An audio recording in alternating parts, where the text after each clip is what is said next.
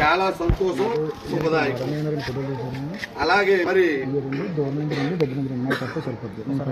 ఈ రాష్ట్ర ప్రభుత్వ ఈ ప్రధాన పార్టీలు ఏవైతే ఉంటాయో ఎన్నికల సందర్భాల్లో కొన్ని ఎన్నికల మేనిఫెస్టోలో హామీలు ఇవ్వడం జరుగుతూ ఉంటుంది. హామీలన్నీ కూడా ఇవ్వడం జరుగుతుంది. అప్పుడు నాకు కూడా అనిపించేది, గెలిచిన పార్టీలు కూడా వాటి మీదే దృష్టి పెడతా ఉంటాయి.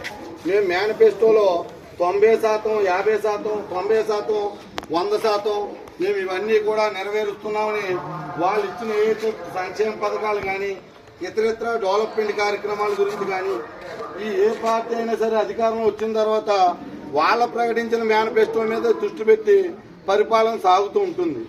అప్పుడు మాలాంటి వారు కొంతమందికి అనిపించేది, ఇదేంటి గ్రామ స్థాయిలో కూడా ఒక మేనిఫెస్టో ఉంటే బాగుంటుంది కదా, పోలవరం కడతామంటున్నారు, రాజధాని నిర్మిస్తామంటున్నారు, సంక్షేమ పథకాలు పెంచుకుంటూ ఇస్తూ ఉంటామంటున్నారు. కానీ ఈ గ్రామంలో ఉన్న ఈ సౌకర్యాలు ఎలాగా మరి తీరుతాయి, కష్టాలు ఎలా తీరుతాయి? కాబట్టి గ్రామ స్థాయిలో కూడా మేనిఫెస్టో ఉంటే బాగుంటుంది అని ఒక్కోసారి మాకు ఆలోచన కలుగుతూ ఉండేది.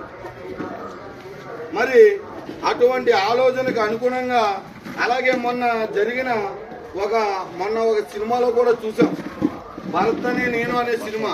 దాంట్లో కూడా ఈ గ్రామ సభల ద్వారా ఈ వచ్చిన ఫండ్స్ ఖర్చు చేయడం, లేదంటే గ్రామ సభల ద్వారా గ్రామ అవసరాలు ముఖ్యమంత్రి గారు సేకరించడం, అది కూడా భరత్ అనే నేను అనే సినిమాలో చూసాం.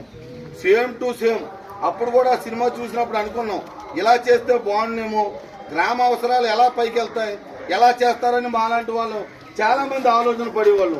సేమ్ టు సేమ్ అదే ఉద్దేశంతో ఈ రోజు మరి గౌరవ ముఖ్యమంత్రి వర్యులు మరి నారా చంద్రబాబు నాయుడు గారు, అలాగే కొన్నిదేళ్ల పవన్ కళ్యాణ్ గారు ఉప ముఖ్యమంత్రి గారు మరి ఆ దిశగా ఆలోచించి ఈ రోజు మన గ్రామంలో గ్రామ సభ ఏర్పాటు చేయడం చాలా శుభదాయకం, గొప్ప అభినందనీయమైన కర్మని నేను ఈ సందర్భంగా తెలియజేస్తున్నాను.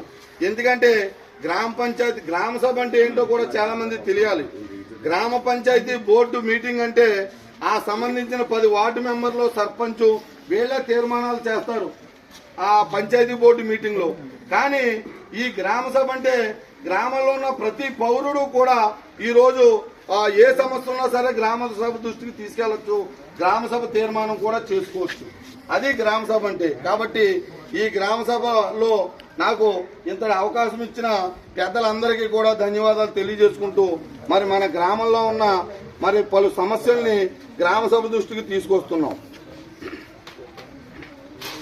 సిమెంట్ రోడ్ల నిర్మాణం గురించి తాళమ్మ తల్లి కాలనీ నందు పెన్నాడు పుత్రయ్య గారి ఇంటిగాడ నుండి నారిన్ శ్రీనివాస్ గారి ఇంటి వరకు సిమెంట్ రోడ్డు, అలాగే నలమాడు ధన ఇంటి నుండి సత్తి శనగాబు గారి ఇంటి వరకు వడ్డీలు వీధిన, అలాగే మెల్ల సుబ్రహ్మణ్యం గారి ఇంటి నుండి గరగ సూర్యనారాయణ గారి ఇంటి వరకు, అలాగే 4వది కొండపర్తి నాగసూరి గారి ఇంటి నుండి కాచర్ల పుష్ప గారి ఇంటి వరకు, 5వది కారుమూరు రాజారావు గారి ఇంటి నుండి హనుమంతు నారాయణ గారి ఇంటి వరకు మెయిన్ రోడ్డు, అలాగే 6వది పశువులేటి ప్రకాశం గారి ఇంటి నుండి తిరుపతి సరితాదేవి ఎన్టీఆర్ కాలనీ పాఠశాల నందు సీసీ రోడ్డు, అలాగే నారిన్ శ్రీనివాస్ ఇంటి నుండి ఏవన పాపే శాస్త్రి గారి సావిడి కాలాగొట్టిన సీసీ రోడ్డు, అలాగే సిద్ధంశెట్టి కొన్ని రిపేర్స్ ఉన్నాయి, కొన్నేమో పక్కాగా ఇవ్వాల్సిన కొన్ని రిపేర్స్, అలాగే సిద్ధంశెట్టి ఆదినారాయణ గారి ఇంటి నుండి కామిశెట్టి గంటమ్మ గారి ఇంటి వరకు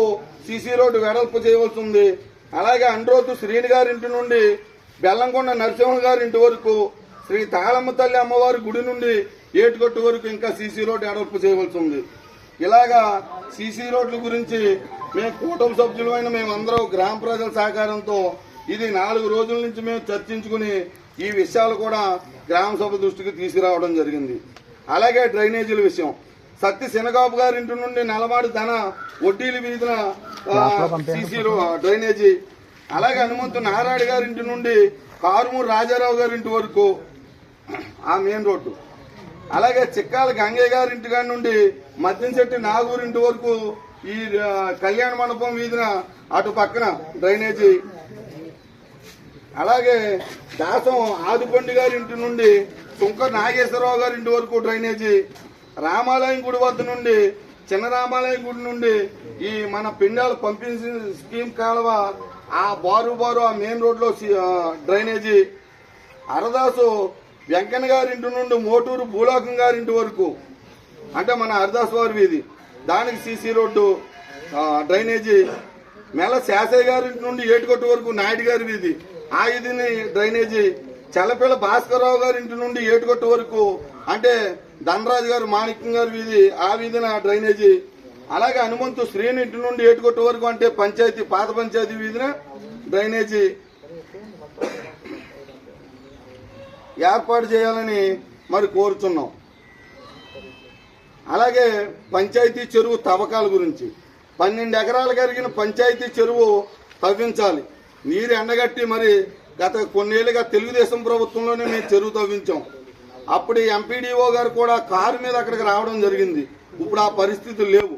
కాబట్టి ఖచ్చితంగా ఏదైతే రేపు రాబోయే రోజుల్లో చెరువుని ఎండగట్టి ప్రసాదించావా ఏమయ్యా అర్థం ఉందా?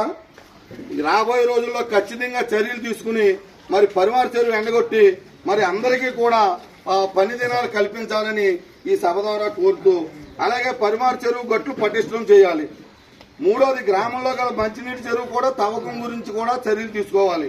అలాగే గ్రామంలో గల ఎస్సీ ఏరియాలో ఉన్న చెరువు కూడా మరి ఎండగట్టి అది తవ్వకం చేపట్టాలి. అలాగే వ్యవసాయ అనుబంధ పనులు